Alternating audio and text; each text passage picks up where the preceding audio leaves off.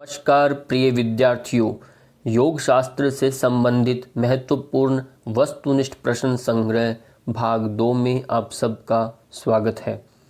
भाग 1 पहले हो चुका है।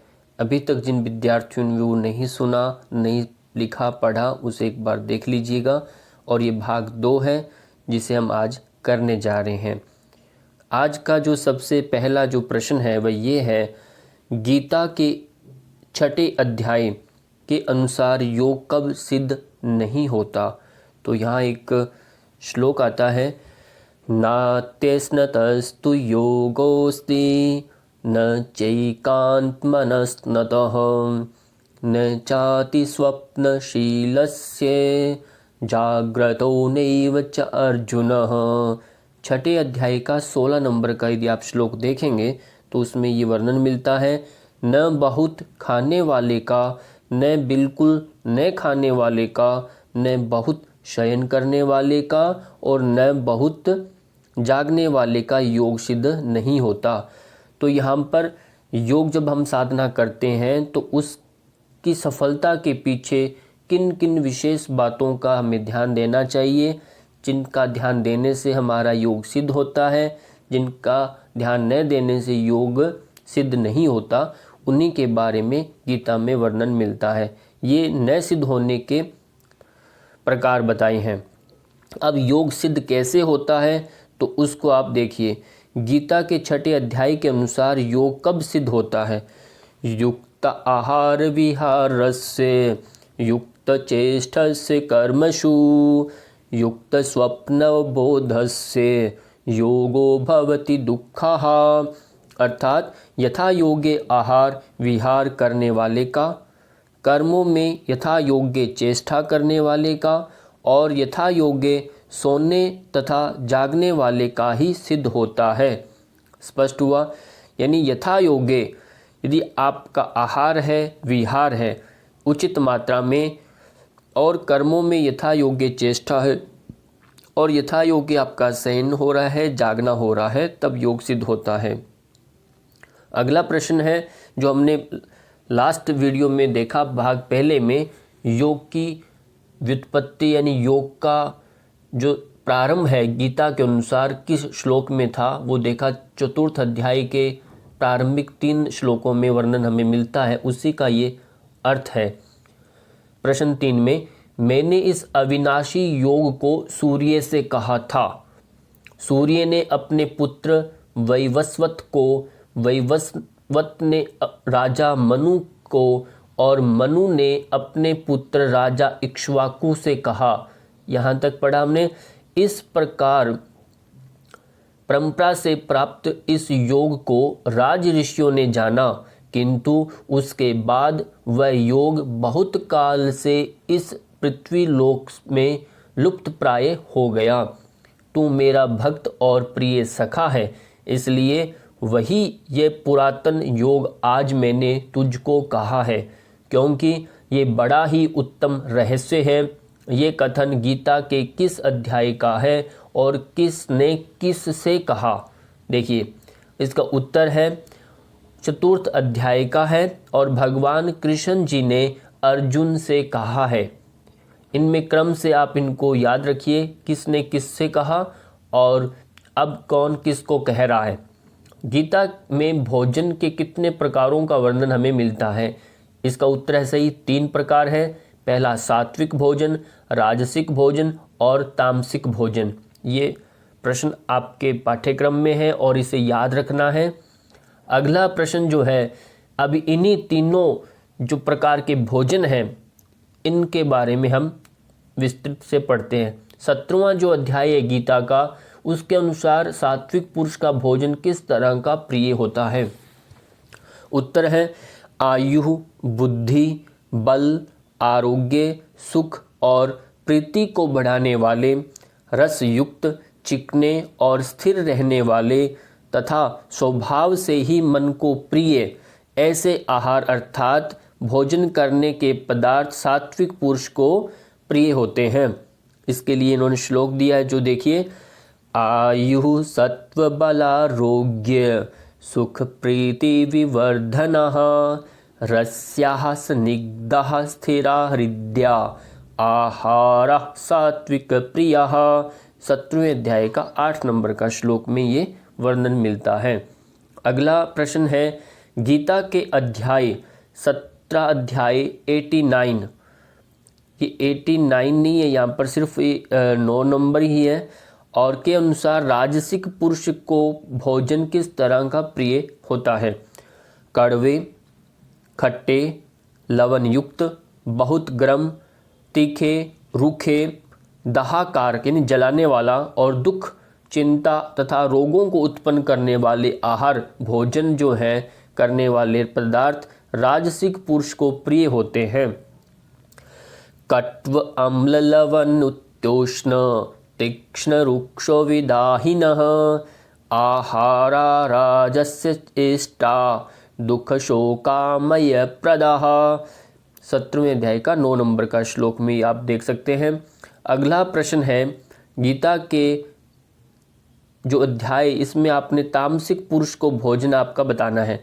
जो भोजन अधपका यानी ऐसा भोजन जो पका नहीं है, अधपका है, जैसे आप कई बार देखते हैं कोई भोजन को फ्राई करके आधा पका के रखते हैं रेलवे स्टेशनों पर, कई बार हम जाते हैं होटलों में, फिर उसको दोबारा फ्राई करते हैं जब कोई ग्राहक उसको लेने आता है। रस रहित, जिसमें रस नहीं है, दुर्गंध युक्त है, बासी पुराना रखा हुआ या बचा हुआ, उच्छिष्ट यानी अपवित्र जो बचा हुआ है, जूठन तथा जो अपवित्र भी है, वह भोजन तामस पुरुष के प्रिय है। इसलिए डब्बा बंद जो भी भोजन होता है, पुराना बासी जो भी मिठाई होती है जो बची हुई है, ऐसे भोजन आपको तामसिक पुरुषों को प्रिय है। यातयामं गतरसं पूति पर्युषितं च यत उच्छिष्टम् अपि च मेध्यम भोजनम तामस प्रियम। ये बिल्कुल इसको आप बार बार इसको दोहराइए, इन श्लोकों को देखिए, इनके अर्थों को समझने की कोशिश करिए। और इसी के साथ आज का अगला प्रश्न, गीता के अनुसार विषयों का चिंतन करने वाले पुरुष की उन विषयों में क्या उत्पन्न हो जाती है? यानी आप जब हमारी जो पंच ज्ञानेंद्रियां हैं, जब ये विषयों के प्रति अपने इनके विषय होते हैं इंद्रियों के, जैसे आँख का अपना विषय रूप है, जिह्वा का रस है, कानों का श्रवण है, जो जिनका जो जो विषय है, उनके विषयों के प्रति जब वो क्या उत्पन्न होता है, जब उसका चिंतन करते हैं तो आसक्ति उत्पन्न हो जाती है। और गीता के अनुसार जब आसक्ति जब किसी विषय के प्रति हो जाती है और उसमें आसक्ति हो जाने पर क्या उत्पन्न होता है ये पूछा है। तो जब कोई भी चीज़ की आपको आसक्ति होती है तो उसमें कामना बढ़ जाती है, उसको प्राप्त करने की इच्छा होती है। और कामना में जब विघ्न पड़ता है तो क्या उत्पन्न होता है? क्रोध उत्पन्न होता है। ये क्रम है, बिल्कुल सही से इसको देखना है। तो अगला श्लोक ही और व्याख्या के साथ बताया है, क्रोध से अत्यंत, जब क्रोध उत्पन्न हो गया, पहले आपकी आसक्ति हुई, आसक्ति से आपके अंदर कामना पैदा हुई, कामना में जब विघ्न आया तो आपको क्रोध हुआ। अब क्रोध से अत्यंत मूढ़ भाव उत्पन्न हो जाता है। अब क्रोध में मूढ़ भाव आ जाता है, मूढ़ भाव के अंदर आपकी तामसिकता बढ़ जाती है, सत्व और प्रधानता घट जाती है। मूढ़ भाव से स्मृति में भ्रम हो जाता है, संशयात्मक बुद्धि बन जाती है, और स्मृति में भ्रम हो जाने से बुद्धि अर्थात ज्ञान शक्ति का नाश हो जाता है। और बुद्धि का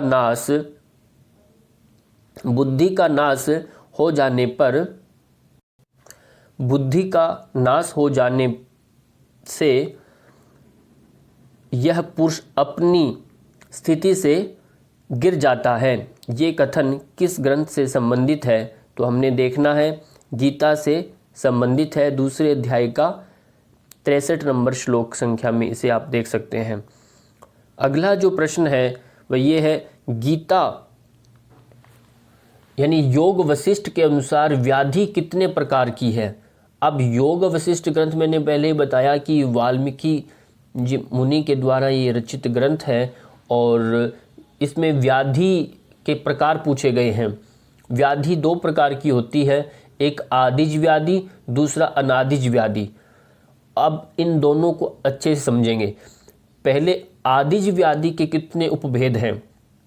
जो आदिज व्याधि है इसके भी दो भेद हैं, पहला एक सार है, दूसरा सामान्य है। इसको ध्यान से समझते जाइए। अब है आधिदैविक व्याधि किस व्याधि का अपर यानी दूसरा नाम है। ये सार व्याधि जो अभी हमने पढ़ी थी, आदिज व्याधि के दो भाग थे, सार और सामान्य, और इसी सार सामान्य व्याधि का नाम है आधिदैविक व्याधि। कई बार हम बोलते हैं ओम शांति शांति शांति, आप देखते हैं आधिदैविक, आदि भौतिक, आदि आध्यात्मिक, जो ये तीन प्रकार की जो व्याधियां हैं उनसे हम मुक्त हो जाएं, वो इसी में स्पष्ट मिलेगा आपको। देखिए, सार व्याधि का नाम है आधिदैविक, और सामान्य व्याधि का दूसरा नाम क्या है, आध्यात्मिक आदिज व्याधि। स्पष्ट हुआ। अगला प्रश्न देखिए, आदि भौतिक व्याधि किस व्याधि का नाम है, अनादिज व्याधि का।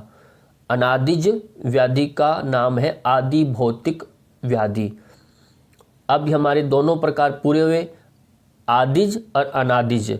आदिज के दो भेद, सार सामान्य, अनादिज का भी हुआ जिसे हम आदि भौतिक के नाम से जानते हैं। अब प्रश्न है, किस को सार आदिज व्याधि कहा गया है। अब एक एक करके इनको स्पष्ट करेंगे। सार व्याधि पिछले जन्मों के कारण आनुवांशिक या गुरु देव पितरों के शाप के कारण उत्पन्न होती है, इसे हम आधिदैविक व्याधि कहते हैं। ये सार जो व्याधि है ये आपके जन्म के साथ ही, जैसे शरीर के अंदर कुछ ना कुछ आप रोग लेकर आ रहे हैं, या आपका आनुवांशिक कुछ ऐसे विकृति पैदा होती है, या आपके अंदर कुछ, कई बार देखते हैं इस बच्चे को नज़र लग गया है कि देवी का शाप हो गया, हम मंदिर मन्नत करते हैं तो वो ठीक हो जाता है, तो ये सब के सब आदिज व्याधि कहा जाता है इन्हें। अगला प्रश्न है, सामान्य व्याधि को स्पष्ट करें। सामान्य व्याधि से सर्वसाधारण व्याधियां होती हैं, जैसे उच्च रक्तचाप, मधुमेह, दमा, श्वास का रोग, संधिवात, अल्सर जैसी बीमारियां जो मन का स्वर बिगड़ जाने से होती है, इन्हें हम मन शारीरिक व्याधियां यानी साइकोसोमेटिक डिसऑर्डर कहते हैं। ये आध्यात्मिक व्याधियां भी कहलाती हैं। स्पष्ट हुआ कि जो मन का जो स्वर है, मन का स्वर बिगड़ने से, उससे जो डिस्ट्रॉय होने के बाद जो रोग उत्पन्न होते हैं, वो सारे के सारे आपके सामान्य व्याधि के अंदर आते हैं। अगला जो प्रश्न है, अनादिज व्याधि किसे कहते हैं। जो बाह्य कारणों से यानी पंच महाभूतों के प्रकोप के कारण होती है, यानी 5 एलिमेंट से, यानी आकाश, अग्नि, वायु, पृथ्वी, जल, जो 5 हमारे पंच महाभूत है, इनके संपर्क आने से, यानी आप पानी में गिर करके गल गए, है ना, अग्नि से जल गए, और ऊपर से पहाड़ से नीचे गिर के पृथ्वी पर लगने से आपको चोट लगी, तो इनसे जो रोग उत्पन्न होता है वो आपका आदिज व्याधि के अंतर्गत आता है, यानी जलना, डूबना, गिर जाना, गड़ जाना, अपघातजन्य व्याधियाँ, यानी किसी शस्त्र से किसी ने काटा, बिच्छू, जीव जंतु के कारण उत्पन्न होने वाली बीमारियाँ जैसे कालरा, गुल्म रोग, गैस्ट्रो, संग्रहणी और सभी प्रकार के ज्वर आदि बाह्य कारणों से होते हैं, इन्हें हम आदि भौतिक व्याधि यहाँ कहते हैं। यानी आपको बिच्छू काटा, सांप ने काटा, है ना, किसी ऐसे कीट पतंगे ने काटा, मच्छर ने काट के, ऐसे आपके कृमि बन रहे हैं पेट के अंदर, या ऐसा आपका फ्लू हो रहा है, हवा के साथ आपका कुछ ऐसा संक्रमण फैल रहा है, तो ये सब के सब आपके कहलाएंगे अनादिज व्याधि। ये हमारी आदि भौतिक व्याधियाँ हैं सारी। अगला प्रश्न है, योग वशिष्ठ के रचयिता कौन है। महर्षि वाल्मीकि जी। दर्शन शब्द की मूल धातु व प्रत्यय दृश्य धातु है दर्शन का, और ल्युट प्रत्यय इसमें लगता है। अगला प्रश्न, दर्शन शब्द की निरुक्ति क्या है। दृश्यते अनेन इति दर्शनम, जिसके द्वारा देखा जाए वही दर्शन है। इसको जैसे योग की आपने याद की थी, युज्यते अनेन इति योग है, ऐसे ही दर्शन की निरुक्ति है दृश्यते अनेन इति दर्शनम। अगला प्रश्न है, गीता में शंकराचार्य ने, अब ये प्रकरण दूसरा शुरू हो रहा है जिसमें आपका खान पान आहार से संबंधित है। अब अंत तक हम इसी के बारे में पढ़ेंगे। गीता में शंकराचार्य जी ने आहार की क्या परिभाषा दी? आह्रियते इति आहार, जो इंद्रियों द्वारा ग्रहण किया जाता है वह आहार है। इसको अच्छे समझिए। जो हमारी जितनी भी इंद्रियां हैं, पंच ज्ञान इंद्रियां हैं, मुख है, इन जिनसे भी जो भी हम ग्रहण करते हैं वो सब आहार कहलाता है। आप अष्टांग योग में पढ़ेंगे प्रत्याहार के समय ये सब आहार को हम विपरीत करते हैं, उल्टा करते हैं तो वो प्रत्याहार हो जाता है। तो अगला प्रश्न है, यौगिक साहित्यों में मिताहार का क्या अर्थ लिया गया है? जो मिताहार है उसका अर्थ स्पष्ट करना है। आहार वह है जिसे योगी योग साधना के दौरान ग्रहण करते हैं, उसे मिताहार कहते हैं।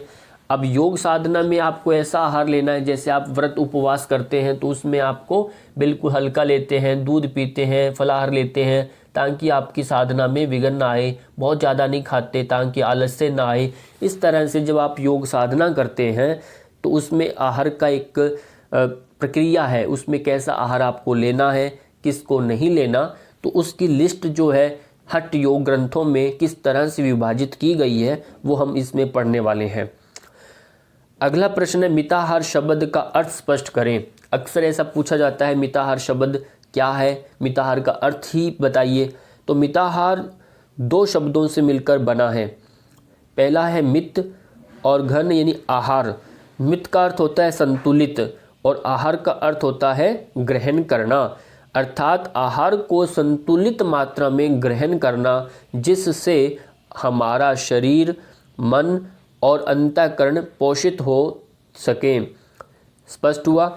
हमारा जो आहार है वह संतुलित मात्रा में होना चाहिए जिससे हमारा शरीर, मन और अंतःकरण वो सब पोषित हो सके। इस तरह का आहार हमें ग्रहण करना है। इसलिए कहते हैं जैसा खाए अन्न वैसा होए मन। आहार बहुत शुद्ध होना चाहिए, सात्विक होना चाहिए ताकि आपके मन के ऊपर, शरीर के ऊपर, अंतःकरण पर वह अपनी छाप छोड़ता है। अब देखिए शास्त्रों में कैसे उसको अच्छे से बताया है। और यौगिक साहित्यों में मिताहार क्या है, वर्गीकरण किया है, स्पष्ट करें। अब हमारे जितने यौगिक साहित्य में मिताहार को 3 भागों में बांटा गया है। पहला है भोजन की मात्रा। पहला क्या है? भोजन की मात्रा। दूसरा है भोजन की गुणवत्ता। तीसरा है विशिष्ट मनस्थिति। ये 3 बातें हमेशा ध्यान रखनी है। भोजन कितनी मात्रा में लेना, 1 रोटी, 2 रोटी, 3 रोटी खाना। और तीसरी बात है भोजन की गुणवत्ता। भोजन में उसमें गुणवत्ता होनी चाहिए, उसमें आपका मधुर रस भी है, कटु भी है, कसाई भी है, षड रसों का उसमें समावेश होना चाहिए। तीसरा है विशिष्ट मनस्थिति। भोजन करते समय आपकी मनोस्थिति है बिल्कुल शांत होनी चाहिए, एकाग्रता के साथ भोजन को ध्यान करते हुए ईश्वर का प्रसाद मान करके, अन्न देवता को प्रणाम करके भोजन ग्रहण करना।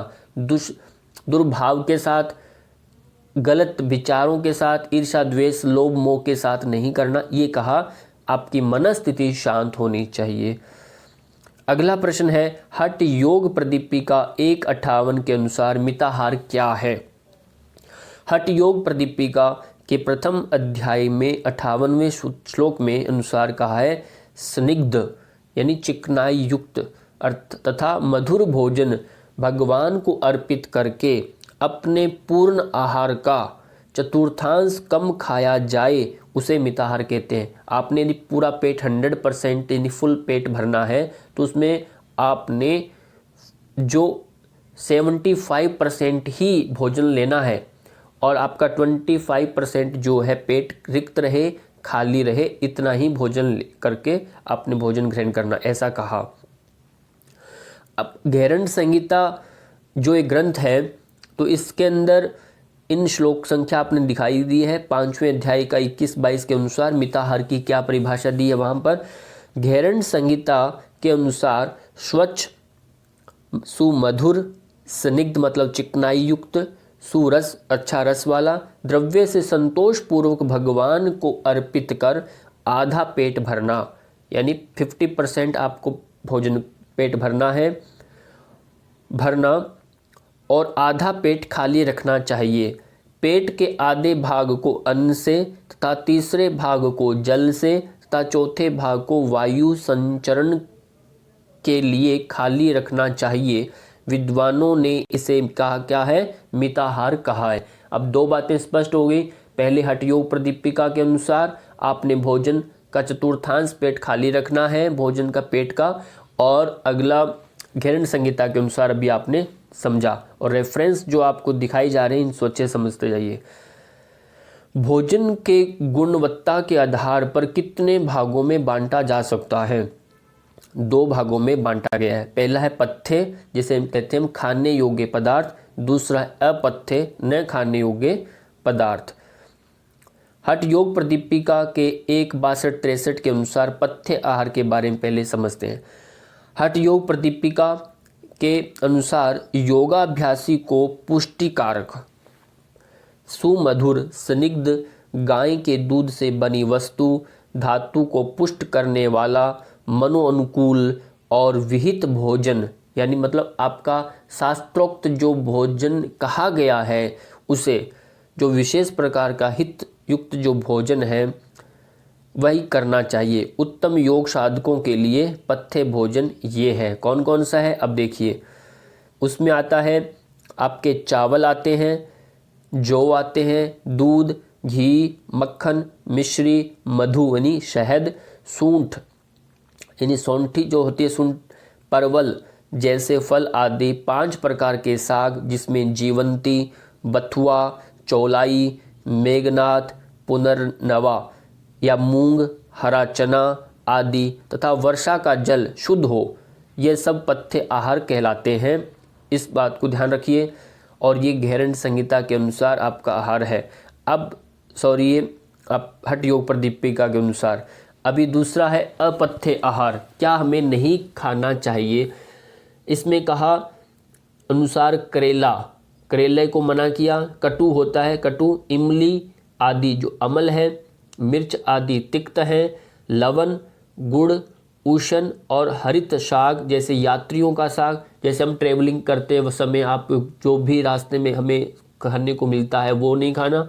तिल का तेल, मदिरा, मांस, दही, मट्ठा। यहाँ दही और मट्ठा मना किया गया है क्योंकि जो योग साधना हठ योग कर रहा है तो उसको खटाई मना की गई है।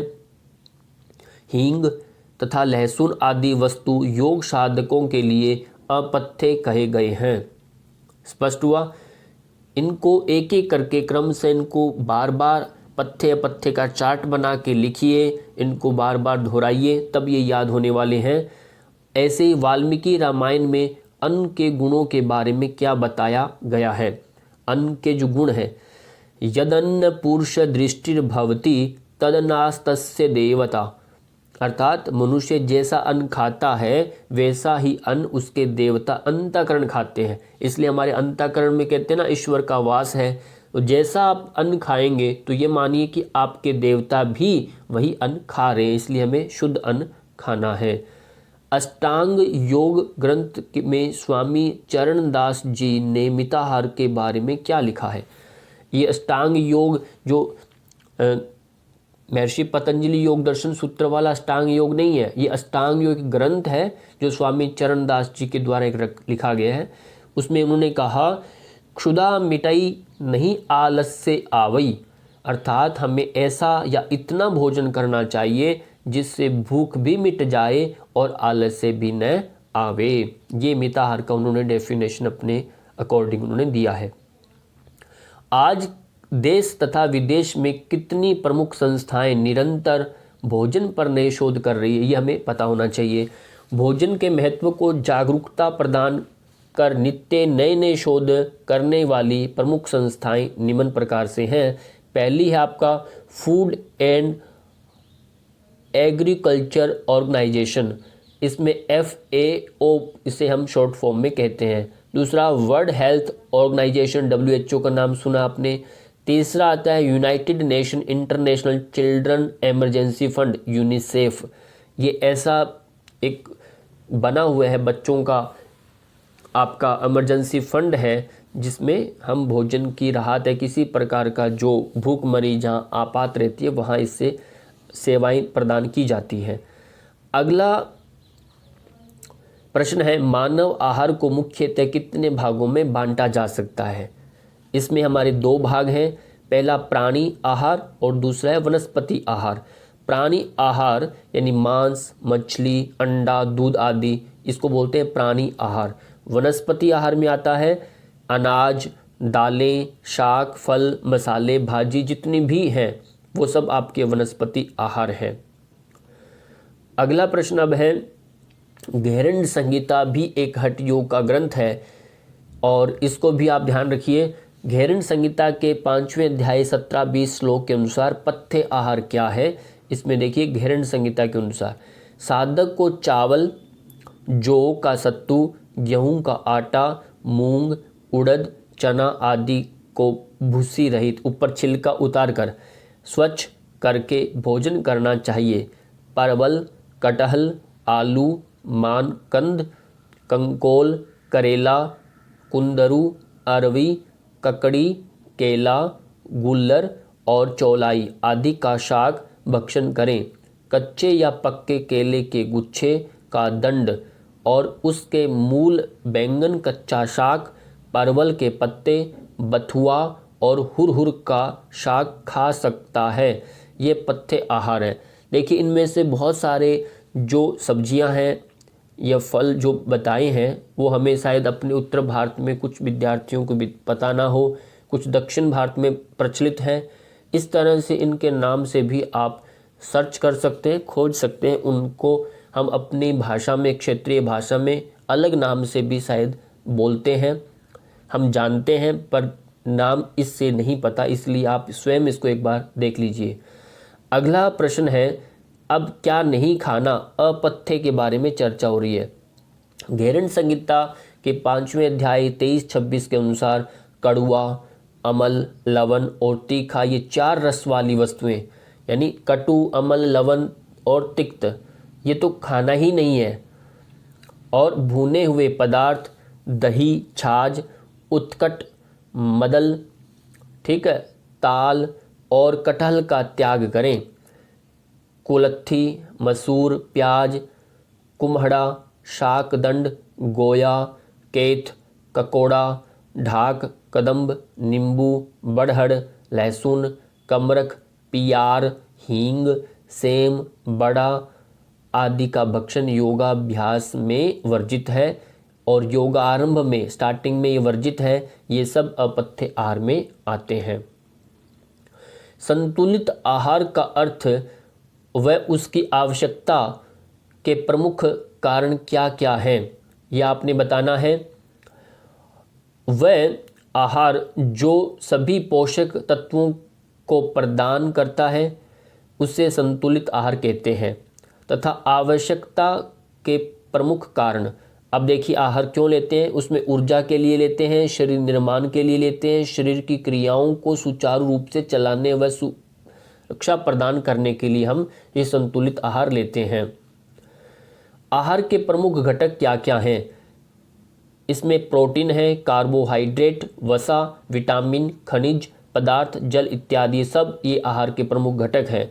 अब प्रोटीन शब्द किस भाषा से लिया गया है तथा उसका क्या अर्थ है। प्रोटीन शब्द ग्रीक भाषा के प्रोटियो से लिया गया है जिसका अर्थ होता है पहले आने वाला। इसका भी आप ध्यान रखिए, पहले आने वाला, और ये प्रोटीन शब्द प्रोटियो से लिया गया है। धर्म का प्रथम साधन क्या है। अब धर्म जो है इसका पहला ही साधन क्या है, शरीरम आद्यम खलु धर्म साधनम, अर्थात धर्म का प्रथम साधन है शरीर का निरोग रहना। और पुरुषार्थ चतुष्टय क्या है, धर्म, अर्थ, काम, मोक्ष, इसको अच्छे से याद रखिए।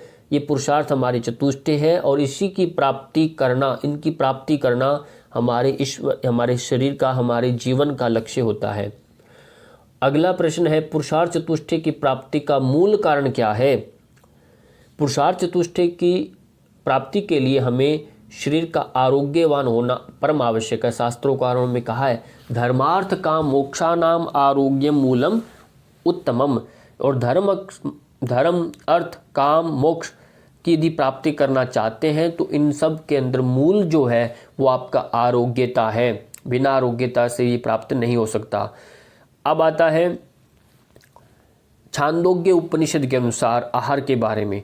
आहार शुद्धौ सत्वशुद्धि सत्वशुद्धौ ध्रुवा स्मृति स्मृतिर्लब्धे सर्वग्रंथि नाम विप्रमोक्ष है। अर्थात आहार के शुद्ध होने से अंतःकरण की शुद्धि होती है। अंतःकरण के शुद्ध होने पर बुद्धि निर्मल होती है और बुद्धि निर्मल होने पर सभी संशय व भ्रम समाप्त हो जाते हैं और मोक्ष की प्राप्ति हो जाती है। ये कथन किस उपनिषद से संबंधित है? ध्यान रखिए, छांदोग्य उपनिषद से ये संबंधित है। ये आपका सामवेदीय शाखा है, सामवेद से लिया गया ये छांदोग्य उपनिषद है। तो ये पूरा विज्ञान आपको समझ में आ गया होगा। जैसा जैसा हम आहार, क्या होता है कि हमारे शरीर में पहले से जो संचित है, पहले से अंदर से बाहर जो निकलता है वो हमारे कंट्रोल में नहीं होता, पर हम अपने शरीर के अंदर क्या प्रवेश कराते हैं वो हमारे हाथ में होता है। इसलिए आप अच्छा चयन कीजिए, अंदर अच्छा प्रवेश करवाइए, ताकि उसकी वापस पुनः जो अभिव्यक्ति होगी, वापस वो अपना प्रभाव दिखाएगा तो वो अच्छा ही होने वाला है।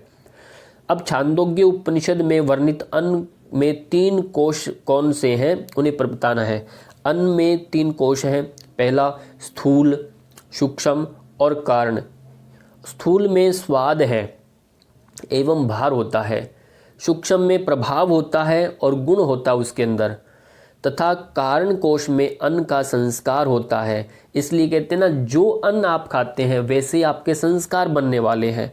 क्योंकि एक भोजन ऐसा है जो आपको स्थूल करता है, भारी करता है, मोटापा देता है, पर उस जो सूक्ष्म जो प्रभाव होता है वो आपके गुण में आता है, गुणों में आता है, आचरण में दिखता है, और कारण कोश में वो अन्न का संस्कार बन जाता है। इसलिए इन तीनों का विशेष ध्यान रखना है। और आदर्श आहार के 3 घटक मुख्य कौन कौन से हैं ये आप आयुर्वेद में भी सुनेंगे। आदर्श आहार के 3 मुख्य घटक, इसमें मित भूख, हित भूख और रित भूख।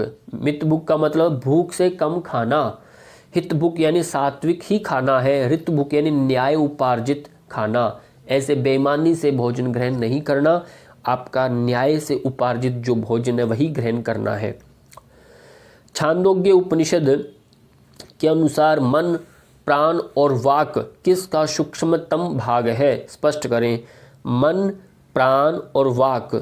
अब देखिए, खाए हुए अन्न का सूक्ष्मतम भाग ही मन है। जो आप अन्न खाते हैं उसका सूक्ष्म जो सबसे बारीक जो भाग बनता है, प्रभाव जिस पर पड़ता है वो आपका मन बनता है वैसा। और पिए हुए जल का सूक्ष्मतम भाग है प्राण, इसलिए जल प्राण है। जल जो सूक्ष्मतम भाग क्या है? प्राण।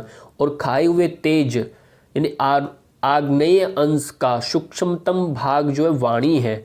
जो आप वाक यानी जो हम कहते हैं वाणी जो है वो आपका जो आप खाते हैं, तेज लेते हैं, प्रकाश जो लेते हैं, उसका आपका वाणी पर प्रभाव पड़ता है। और इसलिए कहा अन्नम, ये अन्नम शितम यो अनिष्ठस्तन्मनः आपः पीतः यो अनिष्ठः स प्राण तेजोषितम यो अनिष्ठ सा वाक। ये छांदोग्य उपनिषद का ये मैंने आपको ये गद्य पढ़कर सुनाया है। तो इस तरह से आप छांदोग्य उपनिषद में भोजन के आहार के बारे में कैसा वर्णन मिलता है, किस प्रकार के प्रकार इनमें 3 बताए गए हैं। गीता में किस तरह से हमने भोजन के प्रकारों का विभाजन करके पढ़ा, और हठ योग ग्रंथ में, हठ योग प्रदीपिका में, घेरंड संहिता में पथ्य आहार यानी खाने योग्य आहार, न खाने योग्य आहार को हमने अच्छे से समझा। और प्रारंभ में गीता में ही योग साधना में किससे योग साधना सिद्ध होती है, वो कैसे कर्म है और कैसे कर्म नहीं करने जिससे योग साधना बाधित होती है, इन सब का आज हमें समावेश इस वीडियो के माध्यम से किया है। इसी के साथ आप सबका बहुत बहुत धन्यवाद। और ध्यान दीजिए, अभी भी समय ज़्यादा नहीं गया, पहला वीडियो ज़रूर देखिए जिसने भी नहीं देखा, और उनको एक एक करके प्रश्नों को कॉपी में नोट्स बनाइए और शॉर्टकट भी ले सकते हैं। और ऐसे ही वीडियोस आपको मैं समय समय पर पहुंचाता रहूँगा। और तब के लिए सबका बहुत बहुत धन्यवाद।